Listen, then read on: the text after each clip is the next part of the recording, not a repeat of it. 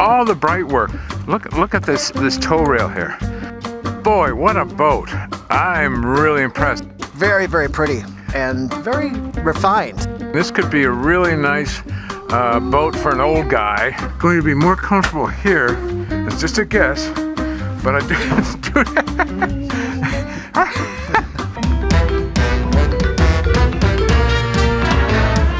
Hi there, this is Captain Q and my old sailing buddy Randy. Join us as we travel hither and yon as we look for some great deals on classic boats and learn a little with each one. Hey Randy. Captain. Randy, come on over buddy. Where are you? Where are you? Oh, I just spotted this puppy here and memories. These old Boston whalers, these were the coolest boat you could possibly have back in the 50s, late 50s and early 60s. They were unsinkable, and actually one of the early promos of this boat, they cut one in half. And they had half of the builders stand on one half of it floating and the other half sitting on the other half. This company was started in 1958, and that's interesting because in 1958 there was another major boating event in this country, the race for the America's Cup. 1958, Sparkman Stevens came out with a brand new boat called Columbia. Phil Rhodes came out with a design called Weatherly. Phil Rhodes went out and the two of them match raced for each other, and Columbia won the primary races. She went on to win the whole cup. The next event, the next race 4 years later, a man named Alf Luders, A.E. Luders, took the old Weatherly design, redesigned it, shortened the bow, cut down on the wetted surface, took it out and beat all the boats, and he won the America's Cup with Weatherly in 1962. And that's a pretty cool story. Now the reason I'm telling you this is the boat that we're going to look at is a A.E. Luders-designed. So what do you say we go take a look at it right now? Yeah. Oh, wow. What do you think? Ooh, pretty. This is a 1984 Sea Sprite 34-foot sloop. Fiberglass hull, fiberglass decks, built by C.E. Ryder. The Sea Sprite series was one of his more popular ones, and he's done a beautiful job of building. These were built in Bristol, I believe. The company he had originally started in East Greenwich, Rhode Island, then eventually moved to Bristol. This boat weighs 12,500 pounds. She carries 5,000 pounds of lead. If you notice the keel, it almost looks like whose boat? Whose design? Oh, it looks like a Allberg. Allberg, exactly. Yep. Very Allbergy looking design, and not an uncommon looking design for boats in the early days of fiberglass work. Even though this was 84, she was designed before that. But she's going to track really nicely. It has a hung rudder right on the tail end of the keel back here, and we've seen that before with an aperture and a feathering prop right here. And there's no line cutter, no zincs or anything on it right now. You've got a ground right up here for your electronics inboard and so on. One thing about these hung rudders is that the boats will track very well with a long keel, but as opposed to the semi-balanced rudders, and do you remember what a semi-balanced rudder is? Yep. The rudder post, the pivot point is a little bit off balance. Right, so the point is when the rudder turns, you would have the rudder post coming down here, so the water passing by would push the front part of it and help ease the helm on deck. She's loaded way aft, and PB's rudder was way up here somewhere. So we had a tough time steering the PB downwind. This has got to be paint. It's just so perfect. And somebody's done a great job. This could be the original gel coat. It's almost as sharp as the painted boot top. The color of it, brown, it's unusual, but it somehow goes with the boat. Look up there, look at the tow rail on this boat, the massive, about 3-inch high tow rail. It's just gorgeous piece of wood up there, running the whole length of the boat, both sides. And directly beneath that, what do we have? We have a nice little cove stripe. What color is the cove stripe? It seems goldish. We're looking at a nice transom-mounted ladder, massive chain plate for the backstay right here. The original design, this was a fractional rig. A fractional rig is one where the head stay does not go all the way to the top of the mast. It goes about 7/8 of the way up there. People like the fractional rigs because you can control the mainsail and the jenny at the same time by cranking in on the backstay. When you crank in the backstay, it flattens out your mainsail and will also pull in and flatten out your jib. Just looking at her up forward here, Randy, she's a nice soft entry, not radical, not too deep. Through hull fittings for the head right here, the exhaust, water intake. We've got our speedometer right here. Okay, see the propeller spinning? And right behind that is a fathometer. One more little hole here, because I always like to know. I'm going to guess that is the exhaust for the sink in the head. Just forward of the ground, you can see the engine intake. And it's canted slightly forward there to pick up water flow coming by it. I think we've seen enough of her bottom. What do you say we look at her top? Yeah, let's head up.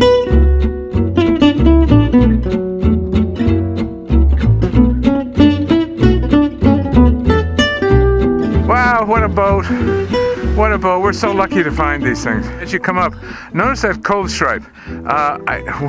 We're still uncertain of the color, but I think you think it's what, maybe gold and brown? Yeah, there's a little bit of, it's kind of a beige brown, but there is some gold flakes under it. Okay, yeah. well, we like it anyway, but what we really like, look at the, look at this tow rail here. That's almost 3 inches of solid teak running from bow to stern. I don't know, maybe there's a splice in there somewhere. That can't be one piece of 34 feet of teak, but maybe it is. It's gorgeous. And it's got a Hinkley number of coats on of varnish on that. It's all the bright work on this whole boat is brilliant. Basic, simple boat, really sweet. Not a whole lot of crazy stuff going on for it. I'm sitting here behind a nice Edson wheel, probably about a 3-foot wheel, with a Ritchie compass and binnacle. We have a single engine control right here for the throttle, and then a gear shift lever right behind it. We've seen this combination before. There's a locking device for the rudder. Yeah, what do you use the locking device for? The main reason is that you can tighten that up, put a little pressure on it, and you may find that the boat will just sail herself. This is really a handsome piece of stuff, isn't it? Look at that. Sea Sprite, and it's from Ryder Yachts out of Bristol, Rhode Island. After, we've got a really lovely push pit, a place for a motor bracket. We have a horseshoe life ring on the port side, and bronze fittings for the chocks, deck chocks, and for the cleats. We've got a series of blocks here, and I'm not certain, there's one on either side, and this boat may have some running backstays. Nice size lazarette, storage for everything, clean and tidy, what can we say? A couple of lockers here, there's one, nice rope locker. And it's sitting on a shelf there. I don't know what's under the shelf, but I might guess. What do you think might be under there? Oh yeah, it's shallow enough to maybe have a quarter berth. You got it. Ah. You know what that is? I believe it's a monkey's fist. It is. Why do you have a monkey's fist? Well, if you want to throw a line to shore, it gives you a little weight. Yep, well, probably more likely to another ship. You wouldn't necessarily throw a monkey's fist ashore, because inside here is probably a little piece of lead or a stone or a rock. This is pretty heavy. The idea is to throw it high over the boat that's coming to you, or the boat that you're going to rescue even. You could be the rescuing boat.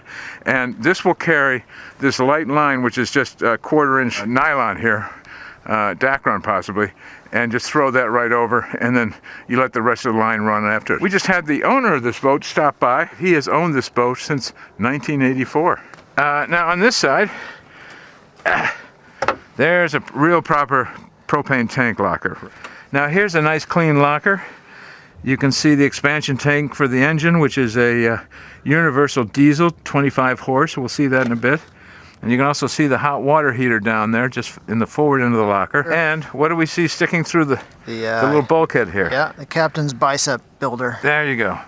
The guzzler bilge pump right there, and there's the handle location for it. There's a nice handle inside that locker, but it is frozen in there right now. This is really a nice sailing platform back here. Lots of room for the helmsman. Lumar winches here, self-tailing one here, and you know they spin.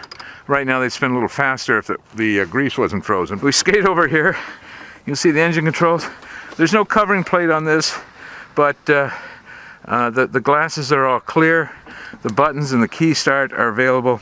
And the owner said, we said, you know, gee, everything's in such dandy shape. And he said, well, I only sail it 2.5 months out of the year. We have a nice little cockpit table. That has an arm that'll hold it right up there. And that's got a really nice finish on it too. Randy, one of the nice little touch that you just noticed, and I want you to try this yourself. If you sit down on the seat right here. All right. Okay, have a seat. And now, oh, how does that ice feel on your butt, by the way? I like it. Now, put your feet against that, and that's going to keep you up in your seat when the boat's heeling over. Why don't you skate on up to the foredeck with me, okay? Here's the Traveler, nice little shaper. It looks like a System Traveler with adjustment. Look at the line. The line's totally frozen there. So if you look right down at your feet, you'll see a track. That's the inboard Genoa track for you. And then on the rail, you see another outboard Genoa track, nice size, with the old-fashioned bronze pull pin slider on it. Coming forward here, you'll see the chain plates for the boat. Everything we're seeing up here is perfect, but we're told, and we're going to show you something below deck, there's been some moisture below. Molded into the cabin top here are Durade boxes. Wind scoops have been taken off for the winter, and the mast is stepped through the deck onto the keel. We have a nice little Bomar hatch here.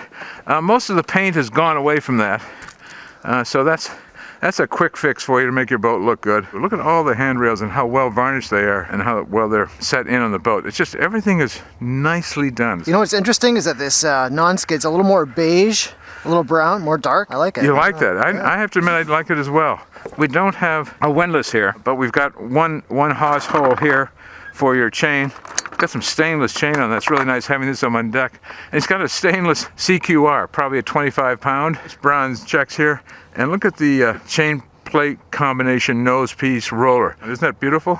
We got a little track up here midships, and without having the spar in place, I can't tell you if that's to set up a staysail or a blooper or something off of that. There's your splice in the tow rail. And look at the length of that.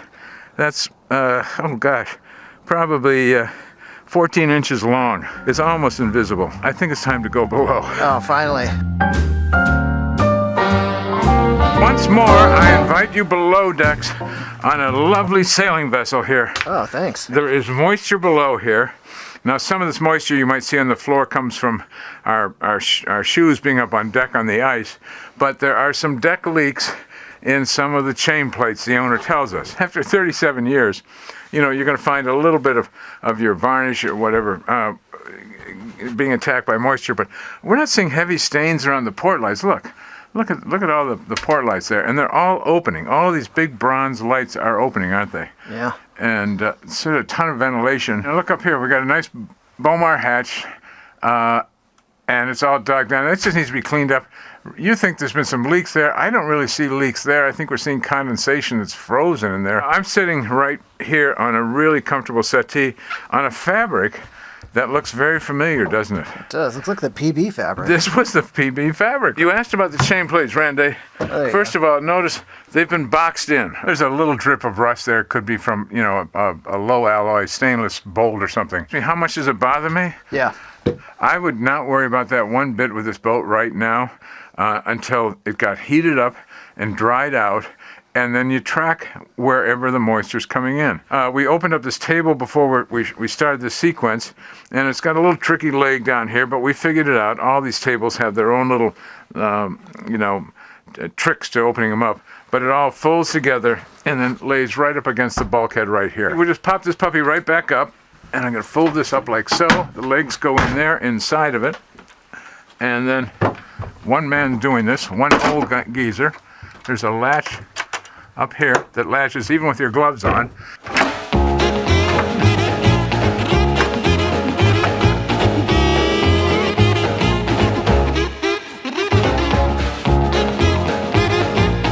There. Ta-da! Ta-da! Ta-da! Look at that. Look at the space in here. This is really, really comfortable. We have a massive, massive double berth right here. What do you think about this thing? Sizable. Is that great? I'll give it a try here. Oh, look at that. And I got room for the sea dog right beside me, right? You know, I have a feeling on this boat I'm going to be more comfortable here than in the forepeak. It's just a guess, but I do that. You want to put this all back in place. First of all, I know I gotta put this leg up, right?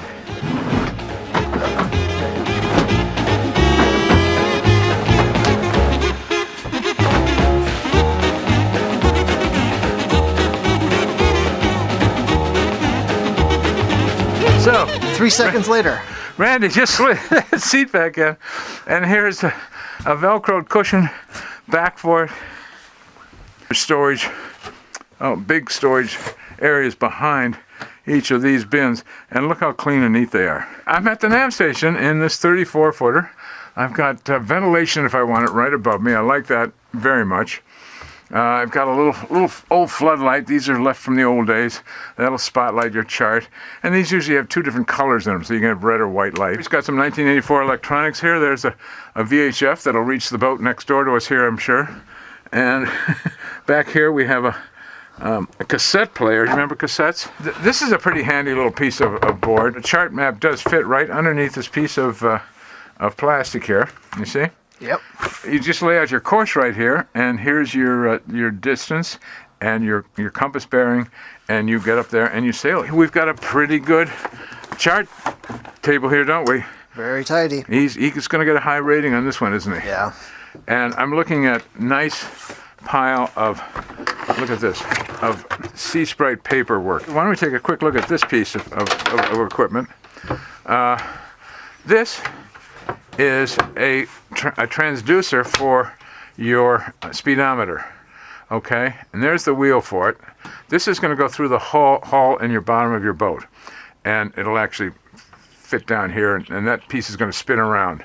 And when you need to take it out for the winter, you take this out, and there'll be a plug. I don't know if the plug is here. The plug is already in the hole probably right now. The plug will go down in there with nothing on it, and you leave this up on deck in the boat to stay dry and utilitarian. Nice deep quarter berth there that goes back under the cockpit, and we've seen that space already, how that was limited by a hatch up on deck. He's got lines hanging in there, but I know that this locker was originally designed for one thing. What would that be? Fowlies. Foul weather gear, exactly.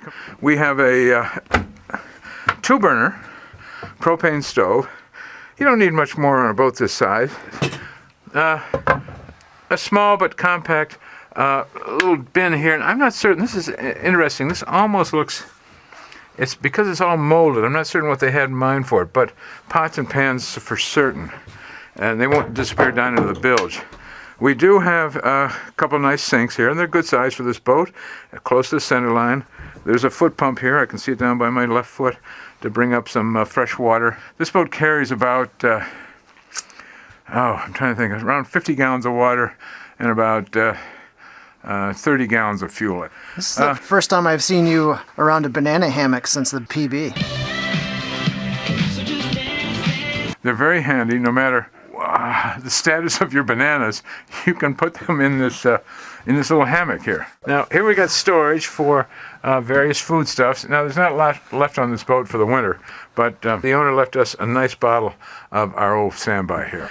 Big icebox right here, and this is a little stuck because I think some of the moisture, so we can't pop it up, and we don't want to hurt these thumb rings right here. So take our word for it, there is refrigeration space in there. Let's take a look at the engine here, okay? And we're going to lift up this little top. These are coming out very easily, by the way. Now, how's that for availability? We have a universal 25 horsepower diesel. We're presuming at this point she's running. She's just got to be cleaned up and tested. Look at the engine mounts. They're good. They all look like they're firm. This belt's a little soft right now, but not bad. It's simple. It's a small, lightweight engine. All right, Randy, come on up here a minute. I'm going to step aside here because I want you to look at the bulkhead in that hanging locker and look at how it's all tabbed and taped off to the hull. And right here we have, I like the woodwork in there. The little curved, is a nice touch for it, isn't it? Yeah. And a little touch of white paneling in here, cream paneling. Here we have a head that I'm afraid you could be launched off this particular one through that door and into the hanging locker on the port side of the boat. Randy, we noticed when we were up on deck that there was a hole right in the deck, and it was covered over, and that's where the mast comes down. And here's the mast step right here, It's form fit for the base of the mast. Here's your power cord going up to your wind instruments up on deck. And here's the filler piece. This will just go right in here like so. I'm here up in the forepeak of the 34-footer. They're pretty nice sized berths. They are definitely V-berths, you see. So we don't have the most room up here we could have, but it's not bad. And you've got a nice solid V-berth filler. That's just got condensation. That's not leakage, by the way. It's just condensation. Well, look at the paint around it, though. It's all bubbling, which leads me. No, that's part of the finish originally. Yeah. Yeah, I'm pretty certain. And we've got storage here. I think we need to pay a little attention to the cabin sole. Take a look at that. That has to be sanded down and varnished. And again, we'd go on with a satin finish varnish on that. And I might even throw a little grit in there just to make certain you don't slip around too much. This boat looks really roomy and big for an older design 34-foot sloop. I am going to try this berth up here, but I'm going to leave you to your work out there. So I want to say thanks for coming by, and I'm going to get into this berth, but you're not going to be here. Have a frozen siesta.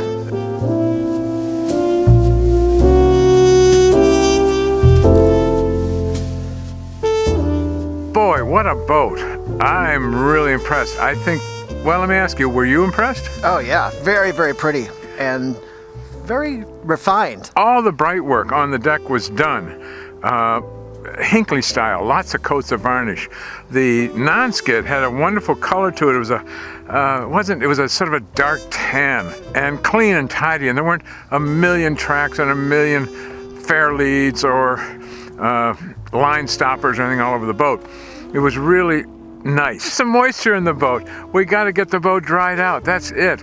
But the woodwork shows nominal, if just a very small amount of water stains. This could be a really nice boat for an old guy, and she's being offered at a phenomenal price. We're going to give this thing a rating right now. All right. 10 right off the bat. Boom. Boat's going to float. We know it floats. I'm going to give it another 5 because the owner told us straight out what was the matter with the boat, if anything. I'm going to give you another 5 because when we asked him how far he sailed the boat and how much he sailed the boat, he said, I only used it a couple of months out of the year. And on top of that, I really personally like the boat, and I could see owning that boat. And so I'm only going to give it, I really should give it only another point, but I'm going to give it another 5 point. That's a 25-point boat, any way you look at it. Really pretty sailing into any harbor, and that appeals a lot to this captain.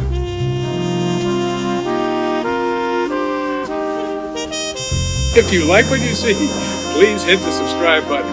And if you want to be notified when the next one comes out, please hit the alert bell. And that's not desperate at all. So we're having too good a time doing these things, so you can hit the bell or not. Randy, how would I ever find out what's coming up next? You can follow us on Instagram here, Yeah. or Facebook here. We'll have little previews of what's coming up on our next episodes. A little bit early. That's pretty cool. Previews. You all join me. I'm going to Instagram right now, and I'm going to find out what's coming up next week. Thank you very much. You know, Instagram's not a place.